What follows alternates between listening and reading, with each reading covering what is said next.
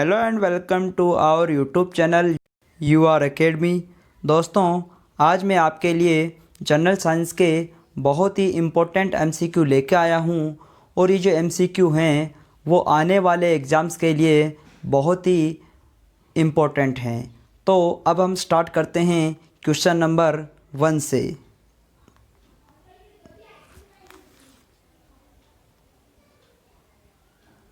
दही में किस प्रकार का अम्ल पाया जाता है? जो दही है उसमें लैक्टिक अम्ल पाया जाता है। कौन सा अम्ल पाया जाता है? लैक्टिक अम्ल। बात करें सिट्रिक अम्ल की तो ये नींबू में पाया जाता है और नींबू के अलावा ये संतरे ऑरेंज में भी पाया जाता है।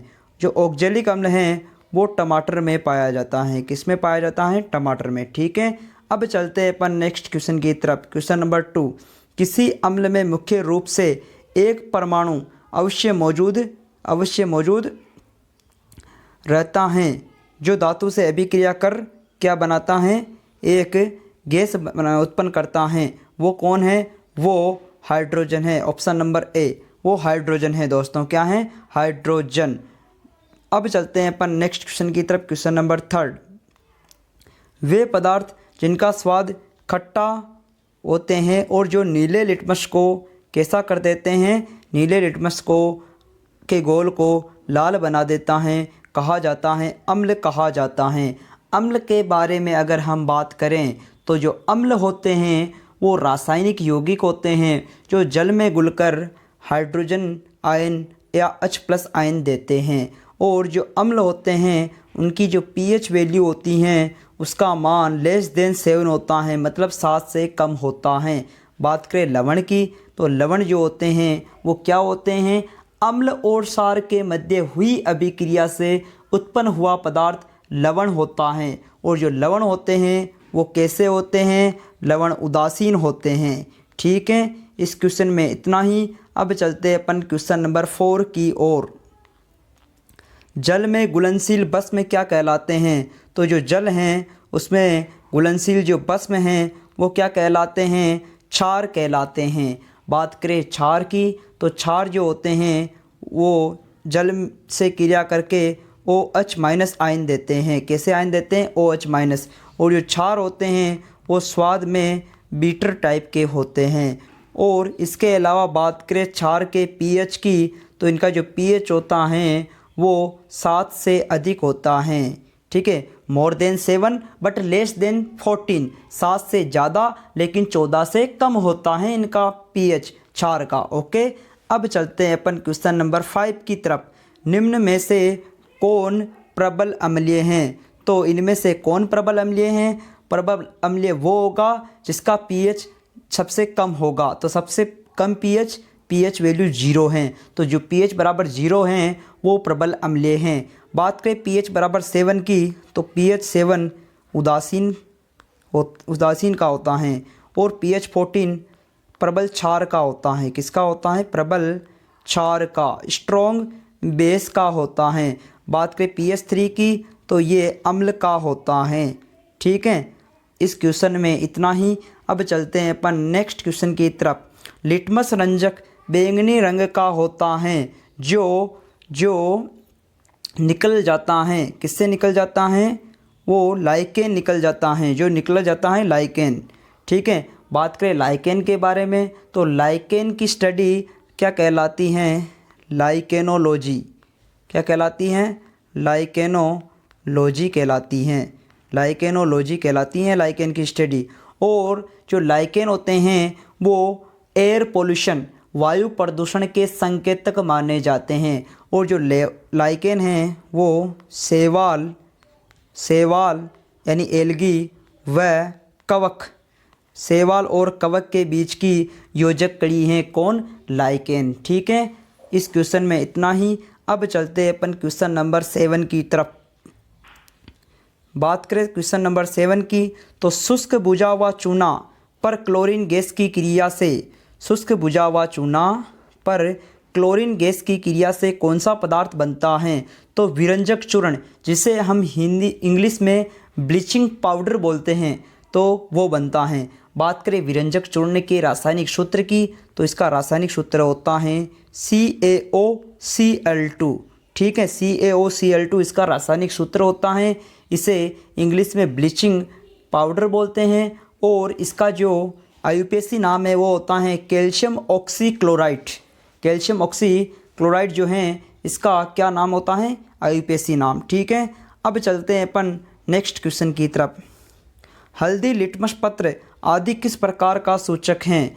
तो हल्दी, लिटमस पत्र आदि किस प्रकार का सूचक हैं? तो ये प्राकृतिक सूचक हैं, नेचुरल सूचक हैं। कैसे हैं? नेचुरल इंडिकेटर हैं ये हल्दी, लिटमस पत्र वगैरह। ठीक है, अब चलते हैं अपन क्वेश्चन नंबर 9 की तरफ।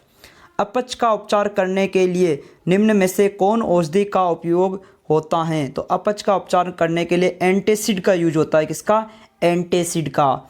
दोस्तों, अगर आपको वीडियो पसंद आ रहा हो तो इसे लाइक करें, कमेंट करें और वीडियो को अधिक से अधिक शेयर करें दोस्तों। अब हम चलते हैं नेक्स्ट क्वेश्चन की तरफ। क्वेश्चन नंबर 10, निम्न में से कौन ऑक्सीकरण नहीं है? तो इनमें से कौन ऑक्सीकरण नहीं है? तो जो अवक्षेपण हैं वो ऑक्सीकरण नहीं है। वही बात करें अगर अपन दहन की, तो दहन क्या होता है? दहन एक ऊष्माक्षेपी अभिक्रिया है। दहन कैसी अभिक्रिया है? ऊष्माक्षेपी अभिक्रिया है। और दहन क्या होता है? किसी जलने वाले पदार्थ के वायु या ऑक्सीकारक द्वारा जल जाने की क्रिया को ही दहन या जलना कहते हैं। ठीक है, बात करें अगर अपन श्वसन की, तो श्वसन क्या होता है? वायुमंडल में ऑक्सीजन की सेल्स, वायुमंडल में ऑक्सीजन शरीर की सेल्स में पहुंचकर जो वायुमंडल में जो ऑक्सीजन प्रेजेंट हैं वो हमारे बॉडी की कोशिकाओं तक पहुंचता है और भोजन का ऑक्सीकरण करता है और CO2 गैस निकल जाती हैं। ऐसी जो भौतिक क्रियाएं और रासायनिक क्रियाएं जो होती हैं उसे हम श्वसन बोलते हैं। ठीक है, अब चलते हैं अपन नेक्स्ट क्वेश्चन की तरफ। मैग्नीशियम के दहन से जो उत्पादक बनते हैं वह हैं, तो जो मैग्नीशियम है उसके दहन से जो उत्पादक बनते हैं वो सारिये होते हैं। कैसे होते हैं? सारिये होते हैं। ठीक है, अब चलते हैं अपन नेक्स्ट क्वेश्चन की तरफ। सोडियम, लिथियम, कैल्शियम और निकल में से किस धातु को चाकू से काटा जा सकता है? तो जो सोडियम है उसे चाकू से काटा जा सकता है। ठीक है दोस्तों, ऑप्शन नंबर ए राइट है क्वेश्चन नंबर 12 में। अब हम क्वेश्चन नंबर 13 की ओर चलते हैं। 13 क्या बोलता है? आभूषण, आभूषण बनने वाला सोना होता है। क्या बनने वाला? आभूषण बनने वाला सोना होता है। तो हम सब जानते हैं, बिल्कुल जनरल क्वेश्चन है कि आभूषण बनने वाला जो सोना है वो 22 कैरेट का होता है। ठीक है, इस क्वेश्चन में इतना ही। अब चलते हैं अपन नेक्स्ट क्वेश्चन की तरफ। सिल्वर तथा कॉपर ऊष्मा के हैं, तो सिल्वर और कॉपर ऊष्मा के क्या हैं? सबसे अच्छे चालक हैं। क्या है? सबसे अच्छे चालक हैं सिल्वर और कॉपर। ठीक है, बात करें अगर अपन चालक की, तो चालक क्या होते हैं? चालक वे पदार्थ होते हैं जिनसे होकर विद्युत धारा, कौन सी धारा? विद्युत धारा प्रवाहित होती हैं। ठीक है, सरलता से प्रवाहित हो जाती है विद्युत धारा, वे पदार्थ चालक होते हैं। और जो चालक होते हैं उनमें अधिक मात्रा में मुक्त इलेक्ट्रॉन्स, कैसे इलेक्ट्रॉन्स? मुक्त इलेक्ट्रॉन प्रेजेंट होते हैं चालक में अधिक मात्रा में। ठीक है, अब चलते हैं अपन क्वेश्चन नंबर 15 की ओर।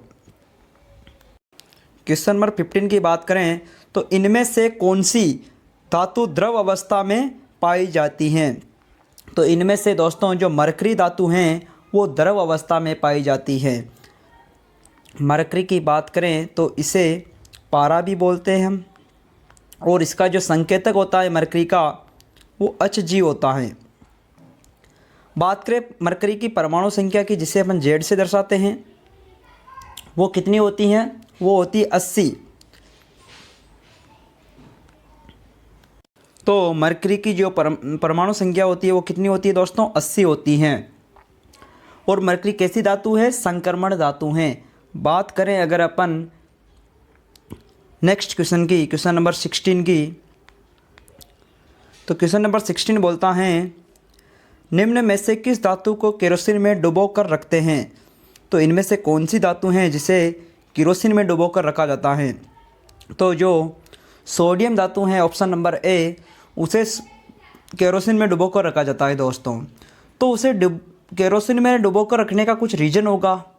तो रीज़न ये है दोस्तों कि जो केरोसिन है उसमें इसलिए डुबो कर रखते हैं सोडियम को, क्योंकि सोडियम वायु में खुला छोड़ देने पर ये आग पकड़ लेती हैं। इसलिए इसे मिट्टी के तेल, जिसे हम केरोसिन को बोलते हैं मिट्टी का तेल, उसमें डुबोकर सुरक्षित रखते हैं। ठीक है, अब हम चलते हैं क्वेश्चन नंबर 17 की तरफ। निम्न में से कौन अधातु पानी में डुबोकर रखी जाती हैं? तो इनमें से कौन सी अधातु हैं जो पानी में डुबोकर रखी जाती हैं? तो वो है दोस्तों श्वेत फास्फोरस। कौन सी है? श्वेत फास्फोरस को हम पानी में डुबोकर रखते हैं। बात करें श्वेत फास्फोरस की, क्यों रखते हैं श्वेत फास्फोरस को, उसकी बात करते हैं। तो यह जो है श्वेत फास्फोरस वो बहुत ही क्रियाशील तत्व हैं। क्या है श्वेत फास्फोरस? बहुत क्रियाशील तत्व हैं जो वायु में जलकर अपना ऑक्साइड बनाता है। क्या बनाता है? ऑक्साइड बनाता है वायु में जलकर। ठीक है, इसलिए इसे पानी में रखा जाता है श्वेत फास्फोरस को। ठीक है दोस्तों, इस क्वेश्चन में इतना ही। अब चलते हैं अपन क्वेश्चन नंबर 18 की तरफ कि निम्न में से कौन सी धातु हैं जो तार के रूप में उपलब्ध हैं दोस्तों? तो इनमें से जो कॉपर है दोस्तों वो तार के रूप में उपलब्ध हैं। कैसे? कॉपर को हम घरों में देखते हैं, अक्सर जो तार होते हैं उनमें अंदर कॉपर के तार होते हैं। इस कारण अपन को पता है कि जो तार जो है वो कॉपर के रूप में होते हैं, कॉपर के बने होते हैं बहुत सारे तार। ठीक है, बात करें कॉपर की, तो कॉपर जिसका संकेतक Cu होता है, इसे ही हम तांबा बोलते हैं। इसकी जो परमाणु संख्या होती है Z, वो होती है 29। कितनी होती है दोस्तों? 29 होती हैं। ठीक है, बात करें अगर अपन